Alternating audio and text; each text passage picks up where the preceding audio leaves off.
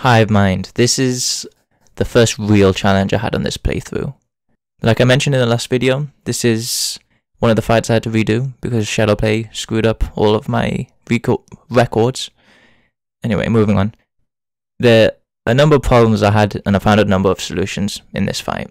First issue is like 50 odd little guys surrounding the boss. Need to get those killed. My solution was the Infernal Kris throwing knives. The stealth attack, when you throw them, it kind of splits into a bunch of fireballs and it pierces through.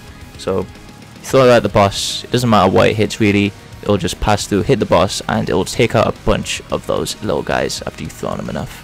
Issue with the weapon, the reason why you can't just use it exclusively is its burst damage is not enough for the next issue, which is the minions. Well, the other minions, the big guys he summons. He spawns them in packs of 2 or 3 throughout the entire fight, including some regular corrupted mobs. You know, the eater of souls and those little worms, those things. He spawns them as well. They're fast and they chase you down relentlessly, and they're summoned throughout the entire fight. One thing to watch out for is when these mobs die, they spawn a rain cloud. It's not nearly as big as the boss's rain cloud, but it's like you can get hit by it and knocked back into things, so that's one thing to watch out for. There's also one more mob that the boss spawns. It's this tiny little thing at the top that constantly trickles down rain on you. It's honestly, I just ignored it. It's so far out of the way of the boss and all the action. You have to go out of your own way to go and kill it, really. So honestly, just keep moving. It most likely won't hit you. Maybe when you're switching directions running, that's when it might hit you. But honestly, you can just ignore it for the most part. My solution was this Mycoroot. It's a melee weapon. Yeah, Rogue isn't a ranged exclusive class. Yeah, it absolutely deals with these ads. No problem. It stun locks them, it hits fast, its stealth attack gives you a bit of regen. And it's also, I think it's the best DPS for a weapon on the Rogue at this point. It's just a really, really good weapon. The range is also okay enough to use against the boss even, but you won't see me using it too much just because I felt like the range is just not quite enough to hit it reliably without getting hit yourself. What I used on the boss was the Meteor fist.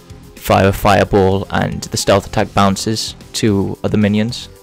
Not great, not as much DPS as the Mycoroot, but it's safe, and that's why I opted to use against the boss.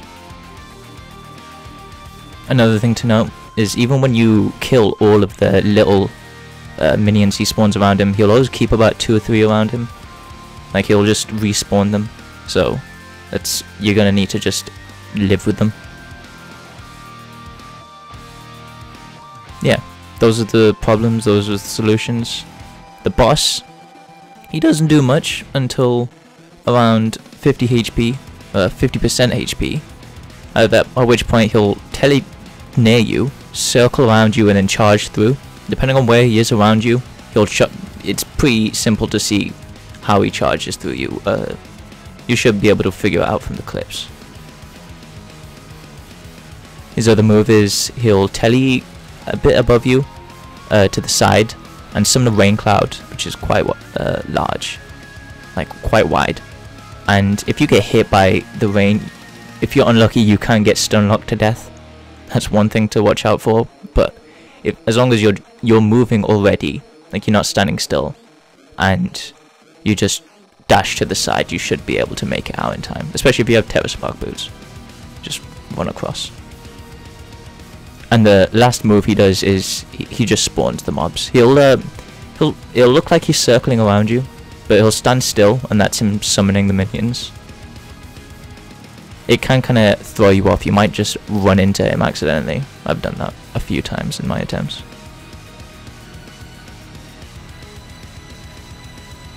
After that, it's just a case of dodging each of the attacks, handling the minions as soon as they get spawned. But yeah, This was a really fun fight. This really, there was a lot going on. I needed different weapons for different solutions. It was it's a great challenge. Can't say the same for the next fight. So, when I said I was redoing my fights, this was the last one I had to redo. And I couldn't be bothered, but at the time, I was doing all the other redos of the fights. But I came back. This is me just before Duke Fish one, so it's been a while. I've got the same gear. Health is a bit buffed, but I can't do much about that at this point. So yeah, here is the kill. Okay, Queen Bee is a garbage fight. It's just a case of the boss speed being multiplied, its damage being multiplied, and its health being buffed, and then it's just called a boss fight. It has 3 moves. It summons a pack of tiny bees, charges 4 times I think, and then it flies around in this rubber band kind of motion around you, firing stingers. It cycles through the attacks in a random order, and the issues are the charge deals around 200 contact damage, and because of her speed, like she'll hit you and immediately go for another charge. The knockback can mean you just get stun locked to death. The summon bee move is so fast you can miss the animation, like you just don't notice it, and it looks like, say she charges, she does the 4, she summons the bees, and it looks like she immediately just starts charging you again another 4 times.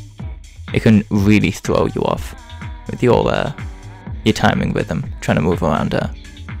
And the last one is the rate of fire of the stingers towards the end of the fight is really unforgiving.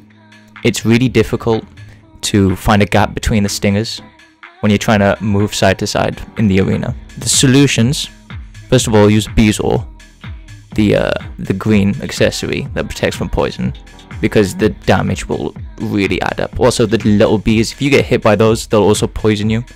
There's just a lot of damage coming from something so insignificant. You have to keep the ideal spacing, which is just far enough to react with the jump if she starts charging, and a bit below or above her. This lets you identify when she's going to charge. She'll lock her horizontal axis and just move up or down to match where you are, and then she'll start charging. That's how you tell. And my approach was just to throw stealth attacks out for this fight. I realized that DPS is hella important in this fight, because the longer the fight drags on, the more mistakes you're just gonna make. And you know, you can make about two mistakes, maybe 1 if you get hit by a charge, because that's like an insta kill in pretty much all instances.